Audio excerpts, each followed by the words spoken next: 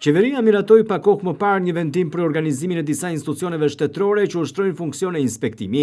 Puna ka nisur ndërsa tashmë edhe drejtuesit aktual të këtyre institucioneve thuajse çdo javë po thëriten në Tiranë për të marrë udhëzimet përkatëse. Vendimi parashikon që 14 institucione në jurisdiksionin e pushtetit qendror do t'i nënshtrojnë rikonstruktimit për të unifikuar inspektimin.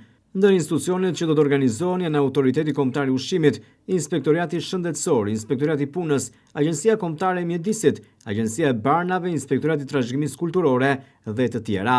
Gjithashtu, funksionet inspektuese të Agjencisë Kombëtare të Arsimit Parauniversitar dhe Agjencisë Kombëtare të Bregdetit do të transferohen te inspektoriatet e reja qendrore sipas fushave përkatëse që mbulojnë Ministritë Përkatëse të Linjës. Nga reforma e trupës inspektuese do të përfshihet edhe Agjencia Rajonale e Veterinarisë në Vlorë.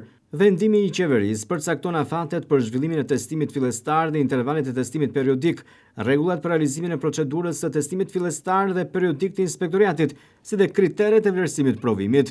Ky vendim synon të sigurojë standardizimin e transparencës dhe objektivin e procesit të testimit, duke garantuar që inspektorët të kenë njohuri, aftësi dhe integritetin e nevojshëm për ushtrimin e funksionit të tyre, me qëllim përmirësimin e cilësisë dhe aktivitetit të veprimtarisë inspektuese. Testimi fillestar është procesi i vlerësimit të njohurive dhe aftësive të inspektorit, që tashmë ka nisur dhe që do të ndodhet në çdo kohë në provë, i cili zhvillohet në përfundim të trajnimit detyrueshëm me qëllim verifikimin e përgatitjes së tij profesionale për ushtrimin e funksionit inspektues. Ndërsa testimi periodik është procesi i vlerësimit të njohurive që nënshtrohet inspektorin në intervale të përcaktuara kohore me qëllim verifikimin e përditësimit të njohurive, aftësive dhe kompetencave profesionale në përputhje me zhvillimet ligjore, institucionale dhe praktikat më të mira të inspektimit. Inspektor apo thëndryshe nënpunësi që ushtron funksione inspektimi në inspektoriatet qendrore, në strukturat e tjera inspektuese ose në inspektoriatin e përgjithshëm, në pozicionin inspektor, përgjegjës sektori, drejtor drejtorie ose kryeinspektori drejtorisë rajonale.